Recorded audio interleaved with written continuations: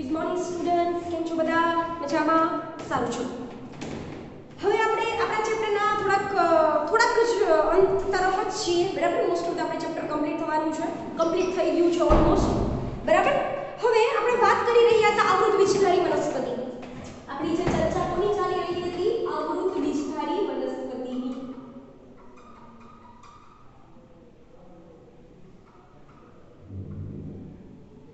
અહીંયા તમારે જે ફોકસ કરવાની બાબત છે એ કઈ છે કે આવૃત વિસ્તારી વનસ્પતિની અંદર મેં તમને આખું ચાર્ટ સમજાવી દીધો, એક પાર્ટને ડિસ્ક્રાઇબ કરી દીધા વિથ એક્સપ્લેનેશન વિથ ફિગર. હવે મને જ્યાં સુધી ખબર છે તો હું ક્યાં સુધી પહોંચી ગઈ હતી કે જે લઘુ બીજાણુ છે એ ક્યાં પહોંચી ગયું? પરાગનયન દ્વારા આપણા પરાગાસન ઉપર પહોંચી ગયું. ત્યાં સુધી હું પહોંચી ગઈ હતી ને, ત્યાં સુધી તમારા મગજની અંદર ક્લિયર હશે. જો એની પહેલાનું તો મીન્સ કે કંઈક લખાવવાનું હોય વધારે તો તમે તમારી રીતે જોઈ લેજો, તો ઈ પરાગનયન પછીની જો લીટી હોય તો સ્કીપ કરી નાખજો. બાકી તમને ખબર તો છે ને, આપણે વાત કરી રહ્યા છીએ આવૃત બીજધારી વનસ્પતિની. આવૃત બીજધારી વનસ્પતિઓ હોય છે, આ જે વનસ્પતિમાં કેવું હોય કે સ્પેસિફિકલી તમને કંઈક ચેન્જીસ જોવા મળશે. શું ચેન્જીસ જોવા મળે કે આઈ મીન એટલું બધું કોમ્પ્લેક્સ પ્રોસેસ છે. કેવી પ્રોસેસ છે? ક્વાઇટ કોમ્પ્લેક્સ પ્રોસેસ છે. તો એની અંદરની આપણે વાત કરીએ તો કે આવૃત બીજધારી વનસ્પતિની અંદર વાત કરીએ છે પરાગાશયમાંની પરાગરજ, પરાગાશયનું સ્ફોટન થાય, બરાબર, બ્લાસ્ટ થશે અને એમાંથી પરાગરજ મુક્ત થાય. પરાગરજ પરાગનયનના પરિણામે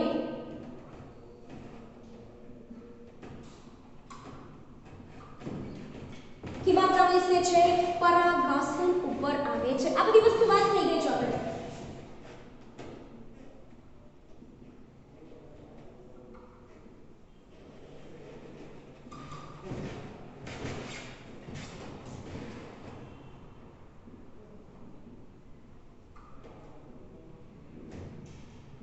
આટલું ક્લિયર સ્ટુડન્ટ્સ? હવે ત્યાં શું થાય છે એના પછીની આગળની સ્ટોરી આપણે કરીએ તો વાત કરે છે તમને અહીંયા કે આ પરાગાશનમાંથી એટલે કે જે પરાગરજ આવી, બરાબર, પરાગનયનના પરિણામે અને આગળ શું થાય છે તો આ પરાગરજ માંથી પરાગનલિકાનું નિર્માણ થાય છે. કેનું નિર્માણ થાય છે? પરાગનલિકાનું.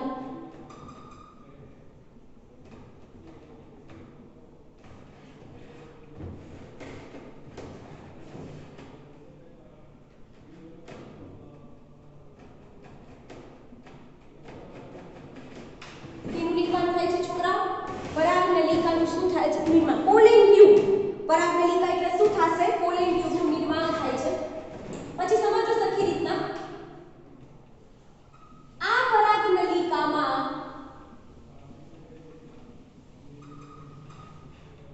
તેના જનનકોષમાંથી વિભાજન પામેલા, અથવા તમે એવું બી કહી શકો કે જનનકોષમાંથી નિર્માણ પામેલા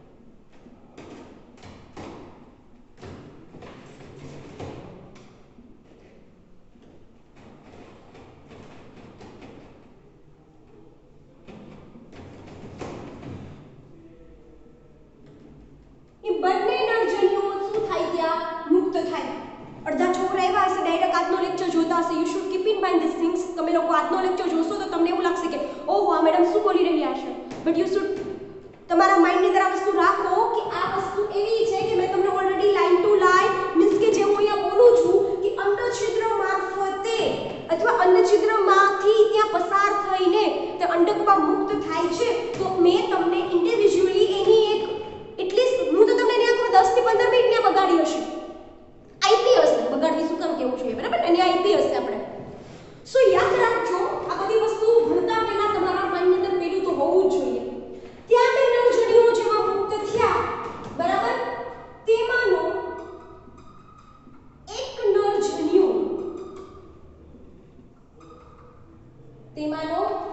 નરજન્યુ એ ક્યાં જાય છે? એ અંડપ્રસાધન માના અંડકોષ સાથે શું થાય છે? જોડાઈને ફલનની પ્રક્રિયા કરે છે.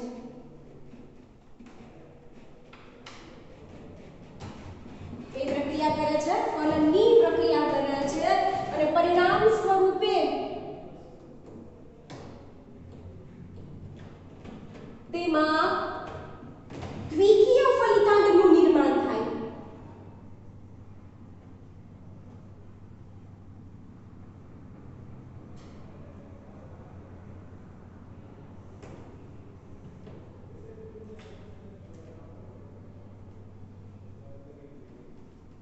તેમાં તેના પરિણામ સ્વરૂપે તેમાં શું થાય છે? દ્વિકીય ફલિતાંડનું શું થાય છે? નિર્માણ થાય છે.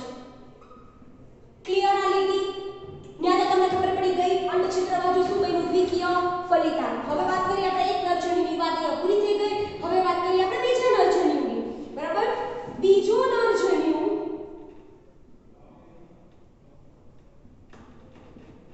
કદાચ આગળનું એકાદ બે પોઈન્ટ સમજાવી દીધા હોય તો તમે લોકો તમારા માઇન્ડની અંદર રાખજો, બાકી સિક્વન્સ મેન્ટેન કરીને રાખજો, બરાબર? બીજો નરજન્યુ એ મધ્યમાં આવેલા દ્વિકીય કોષ કેન્દ્ર સાથે જોડાય.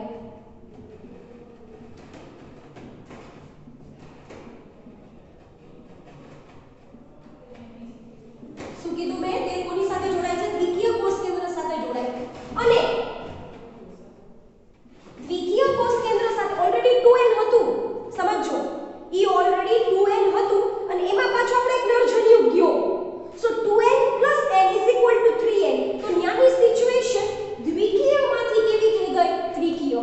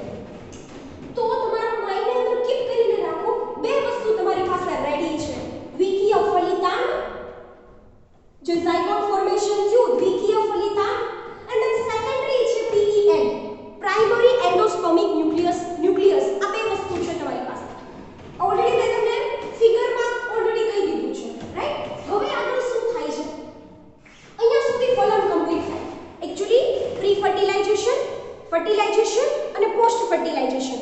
આવી 3 કન્ડિશનની તબક્કાઓ પ્રી ફર્ટિલાઇઝેશન અને પોસ્ટ ફર્ટિલાઇઝેશન.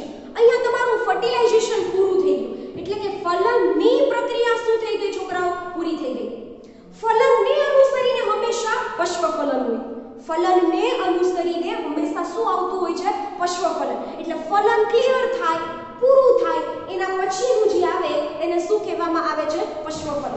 સો બાદમાં શું થાય છે? તો કે બાદમાં ત્રિકીય ભ્રૂણકોષ કોષ કેન્દ્ર છે તેમાંથી ભ્રૂણકોષનું નિર્માણ થાય છે. એક્ચ્યુઅલી એને એન્ડોસ્પર્મ કહેવાય. અમુક ઇંગ્લિશની ટર્મિનોલોજી યાદ રાખજો, બરાબર? તો તેને શું કહેવામાં આવે છે? ભ્રૂણકોષ. તેને શું કહેવામાં આવે છે? ભ્રૂણકોષ કહેવાય. નાઉ ક્લિયર સ્ટુડન્ટ્સ, બરાબર? આ જે ભ્રૂણકોષ છે, જો જેમ તમે એનું ક્લિયર કરશો ને ટર્મિનોલોજી, ભ્રૂણકોષ એ શું છે? તો કે ભ્રૂણકોષ ભ્રૂણને પોષણ આપતું હોય તેવું, એટલે એ બને છે આપણું ભ્રૂણકોષ. છોટું શું કરો, કાઈ વાંધો નહીં, પણ એક્ઝેક્ટલી માઇન્ડની અંદર ક્લિયર થઈ જવું જોઈએ કે ભ્રૂણકોષ બને છે, બરાબર? ઈ કેમાંથી બને છે? તો કે પ્રાથમિક ભ્રૂણકોષ કોષ કેન્દ્રમાંથી. જે અહીંયા લખી દઉં છું, આ યાદ રાખવું જરૂરી છે, બરાબર? જે વિકાસ પામતા ભ્રૂણને પોષણ પૂરું પાડે છે. જે વિકાસ પામતા ભ્રૂણને પોષણ પૂરું પાડે છે. Now clear students? So much easy process. હવે સમજવાનું એ છે, એકનું કામ પતી ગયું. હંમેશા યાદ રાખજો, જેમાંથી પોષણ લેવાનું હોય ને, મીન્સ કે જેમાંથી પ્રાપ્ત કરવાનું છે એ પહેલા બનશે. તો અહીંયા આપણને ભ્રૂણકોષમાંથી ન્યુટ્રિયન્ટ મળે છે, તો હંમેશા પીએન પહેલા ફોર્મેશન થશે. એટલે અહીંયા વાત કરે છે વિકાસ પામતા ભ્રૂણને પોષણ પૂરું પાડે છે, એટલા માટે ભ્રૂણકોષ પહેલા બને છે. Then after what? તો વાત કરે છે ફલિતાંડની વાત કરે છે.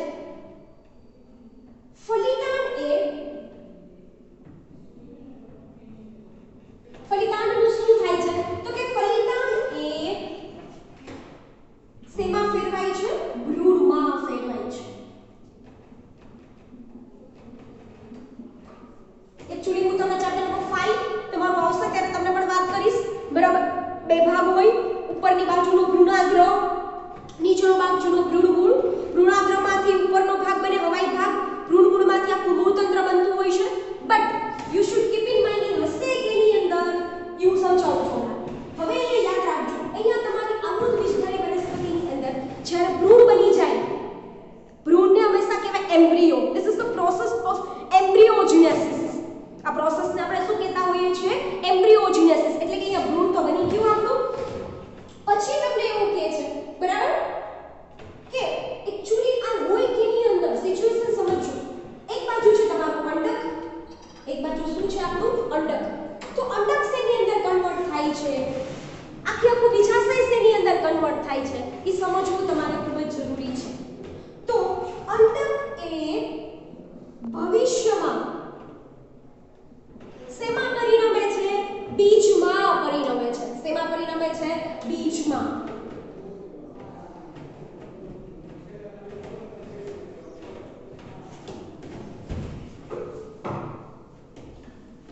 શેમાં ફેરવાય છે છોકરાઓ? બીજમાં ફેરવાય છે.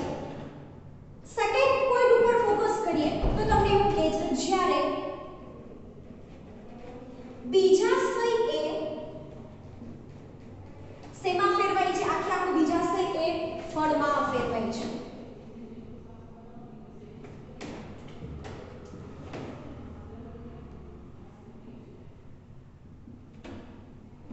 બીજાશય શેમાં ફેરવાય છે છોકરાઓ? ફળમાં ફેરવાય છે. જોજો સિચ્યુએશન કેવી છે ખબર? ફળની અંદર બીજ, બીજાશયની અંદર અંડક.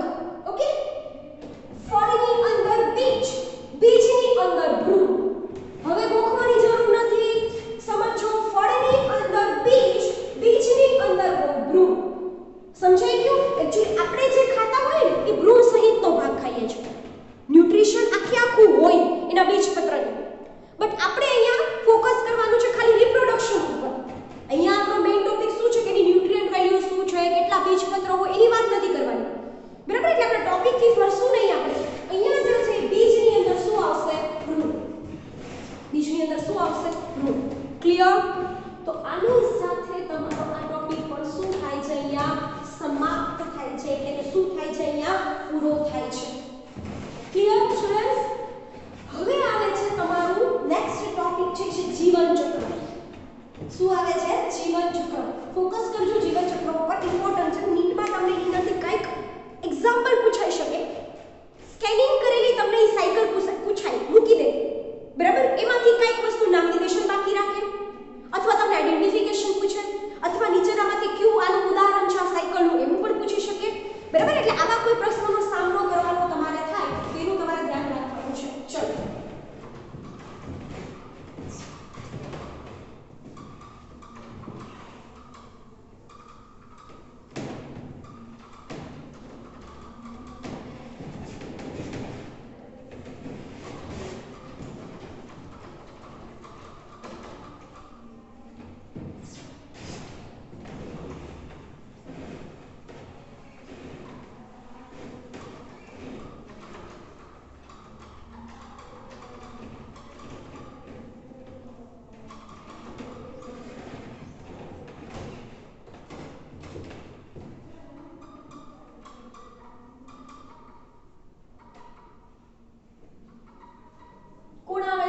જીવન ચક્ર, લાઈફ સાયકલ.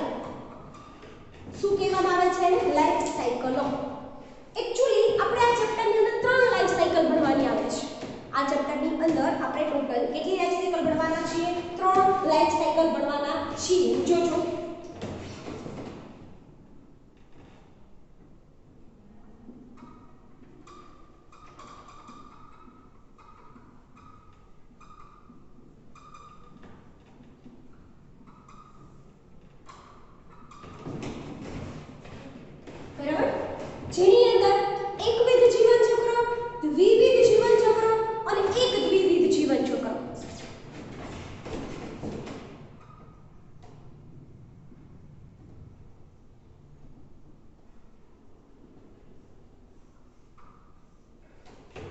જીવન ચક્ર.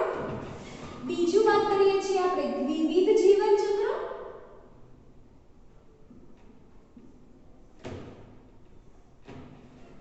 અને ત્રીજી જે વાત કરવાના છીએ એ કઈ છે? એક દ્વિવિધ જીવન ચક્ર.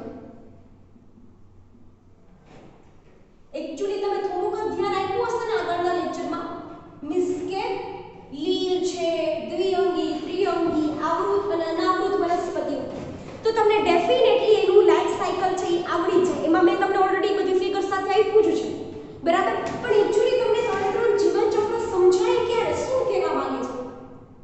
બરાબર છે? તો એવું કહેવા માંગે છે આ ચેપ્ટરની અંદર તમને કે વનસ્પતિ છે એ પોતાનું જીવન ચક્ર છે એકકીય અને દ્વિકીય એમ બંને પ્રકારના કોષો છે સમવિભાજનથી જ વિભાજન પામી શકે છે.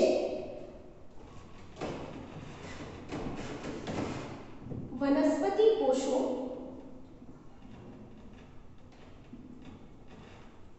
ચાહે એકકીય પ્રકારના હોય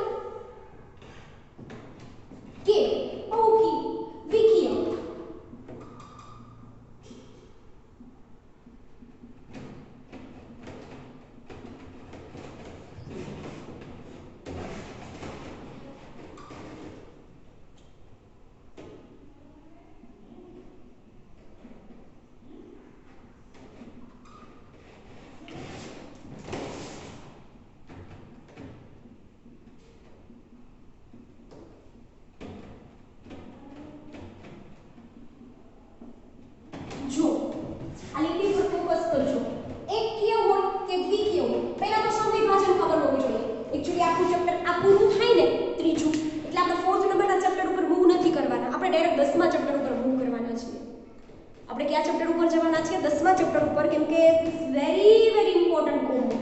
મેં તમને જ્યાં સુધી ખબર છે ત્યાં સુધી મેં તમને થોડું ઘણું તો ઘણું બધું કરાવી દીધું છે.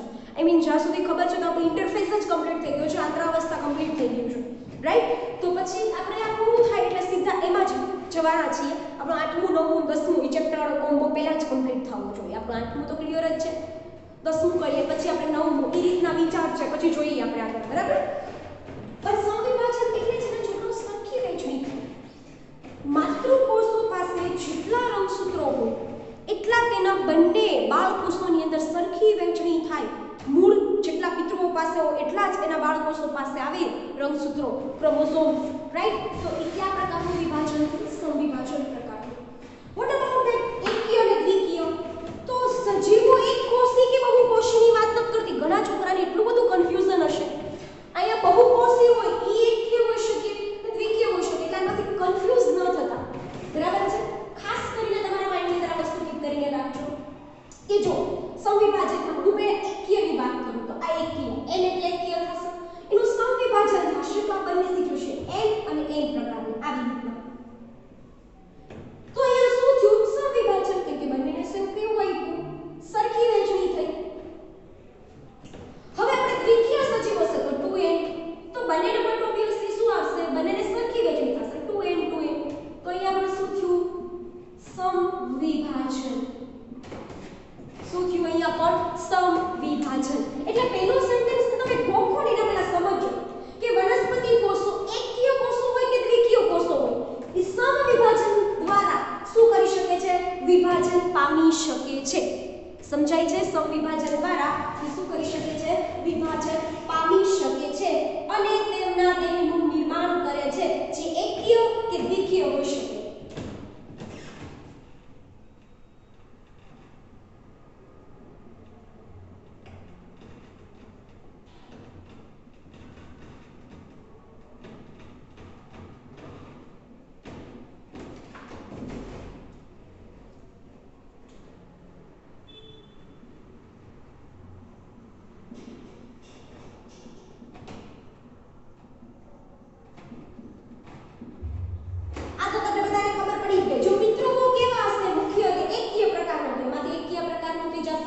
કેમ કે એની અંદર કઈ પ્રક્રિયા થાય છે? સંવિભાજન, માઇટોસિસ. બટ ઓબ્વિયસલી 2n પ્રકારના હશે તો પણ સરખી વહેંચણી થશે, તો પણ એની અંદર શું કહે છે? સંવિભાજન થાય. તો પછી એનો મુખ્ય દેહ કેવો હશે? દ્વિકીય પ્રકારનો. કેવો હશે એનો મુખ્ય દેહ? દ્વિકીય પ્રકારનો હશે.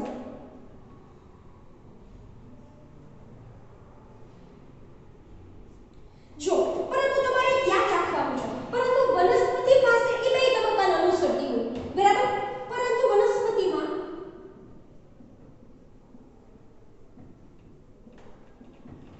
જન્યુનું નિર્માણનો તબક્કો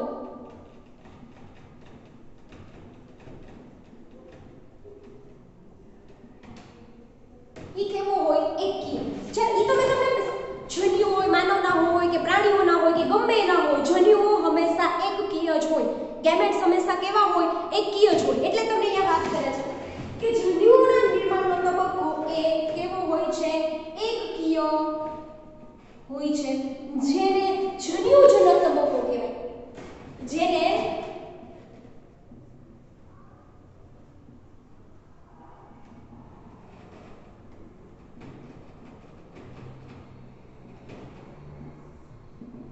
જેને કેવો તબક્કો કહેવાય? જન્યુજનક. એકચ્યુઅલી સમજો, જન્યુજનક તબક્કો કોના માટે હશે?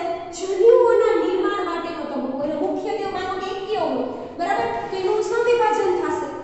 આ માનો કે આ એક એકકીય છે તો એનું સંવિભાજન થશે. તો પછી શું બનશે? n પ્રકારના. તો એ પાછળથી જે બન્યા એ વિશે શું હશે? જન્યુઓ. આવા જન્યુઓ ભેગા મળીને બીજાણુજનક અવસ્થાનું નિર્માણ કરે. જો સમજો, હું તમને બધું ચાર્ટમાં તો આપવાની છું, સો ડોન્ટ વરી. બીજાણુજનક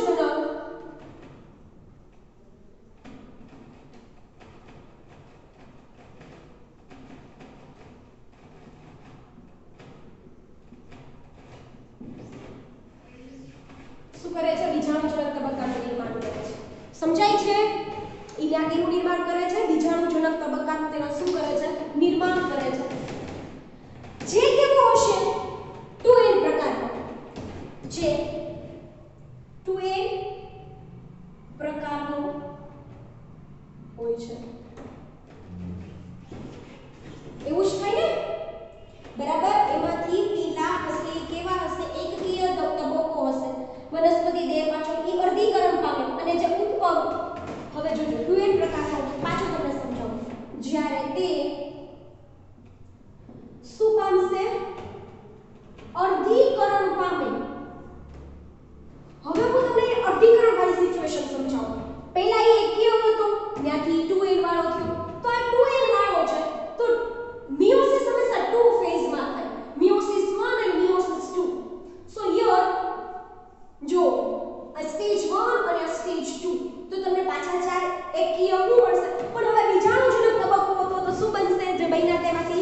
બીજાણુઓ બનશે એકકીય પ્રકારના. બરાબર? તો અર્ધીકરણ પામે અને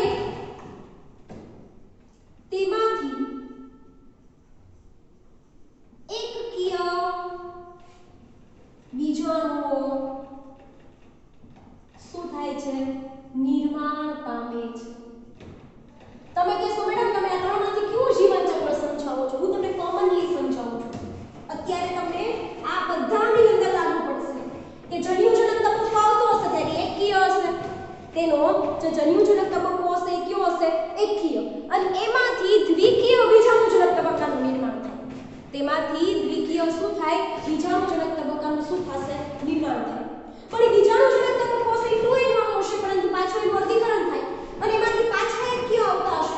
આનું શું થશે? બીજી જગ્યાએ આગળ વધશે અને અલ્ટિમેટલી જર્મિનેશન થશે. ત્યારે પાછા એમાંથી શું બની જશે? જન્યુ. બીજાણુઓ પાછા ઈ પણ હવે તો એકકીય જ હશે ને? હવે શું હશે? એકકીય. અને આપણે જન્યુઓ ક્યાં ગયા? એ પણ કેવા હતા? એકકીય. જન્યુઓ પણ કેવા હતા? એકકીય. અને હવે જોજો કે છે અને તે ફરીથી સમવિભાજન પામીને વનસ્પતિનું ફરીથી સમવિભાજન પામે અને વનસ્પતિના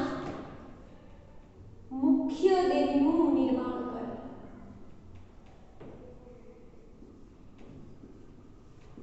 તે પાછા શું કરે છે? વનસ્પતિના મુખ્ય દેહનું નિર્માણ કરે છે. અહીંયા સમજવાનું તમારે એ છે કે અહીંયા વારાફરતી જન્યુજનક તબક્કો અને બીજાણુજનક તબક્કો એકબીજા સાથે આવ્યા કરશે. આથી તેને એકાંતરણ જનન કહે છે. આથી તેને શું કહેવામાં આવે છે? એકાંતરણ જનન. આ પણ લખી દો અહીંયા. એકકીય જન્યુજનક તબક્કો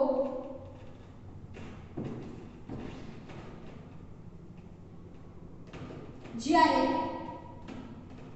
દ્વિકીય બીજાણુજનક તબક્કો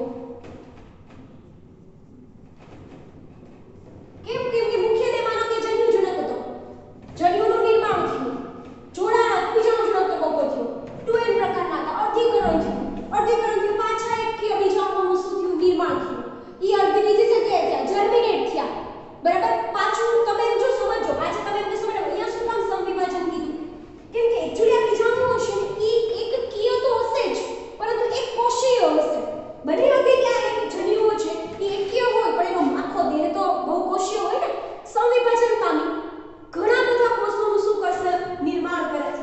અને આમ એકકીય જન્યુજનક તબક્કો અને દ્વિકીય બીજાણુજનક તબક્કો એકબીજાને એકાંતરે છે.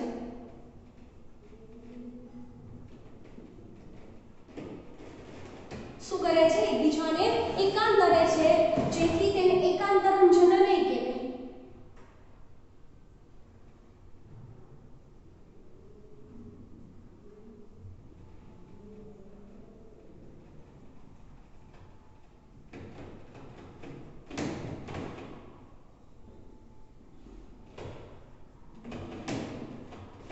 સમજાય છે? જેથી તેને શું કહેવામાં આવે છે?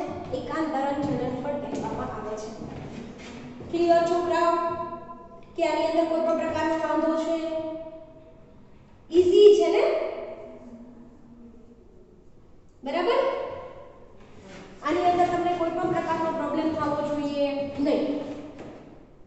આની આ વસ્તુ તમે લોકો અઝ્યુમ કરો તો કે કોઈનો દેહ છે, વનસ્પતિ મોટી છે, પણ એના બધા કોષો એકકીય છે. જન્યુનું નિર્માણ થાય છે તો જન્યુજનક તબક્કો, એવા બે જન્યુઓ ભેગા થઈને બીજાણુજનક તબક્કો આવે, 2n સિચ્યુએશન આવે, એનું પાછું અર્ધીકરણ થાય આ રીતના. તો પાછા એમાંથી જે બને બીજાણુજનક તબક્કો તો બીજાણુઓ તો હતા જ, એમાંથી જે બનશે એ એકકીય રચના હશે. એકકીય રચના. બરાબર? સોરી, એકકીય રચના જેમાંથી એકકીય બીજાણુ નિર્માણ થાય ઈ ત્યાંથી દૂર ખસી જાય અને ત્યાં સમવિભાજન પામે અને એમાંથી જે સિચ્યુએશન આખી ઉત્પન્ન થશે. બરાબર? ઈ કઈ હશે? દ્વિકીય. સોરી, નોટ દ્વિકીય. તો એનો દેહ ખાલી દ્વિકીય થોડાક સમય માટે જ ની વાત કરે છે કે જ્યારે બીજાણુજનક તબક્કો આવે ત્યારે.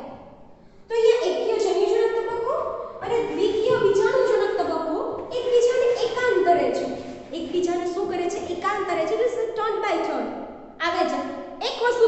યાદ રાખવાની છે.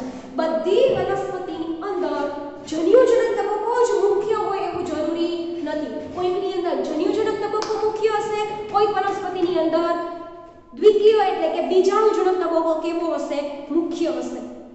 બરાબર. એટલે આપણે ખાસ જે આ ત્રણ એકવિધ, દ્વિવિધ અને એકવિધ જીવનચક્ર છે એની અંદર એ જ મેઇન ફોકસ કરવાનું છે કે એની અંદર કયો તબક્કો મુખ્ય છે, કે ગૌણ છે તબક્કો, કયો પ્રકાશ સંશ્લેષી તબક્કો છે, બરાબર, કયો કેટલા સમય માટે છે, અથવા મુખ્ય જે છે એ લાંબા સમય માટે છે કે નથી, કે શું છે, જે વોટેવર.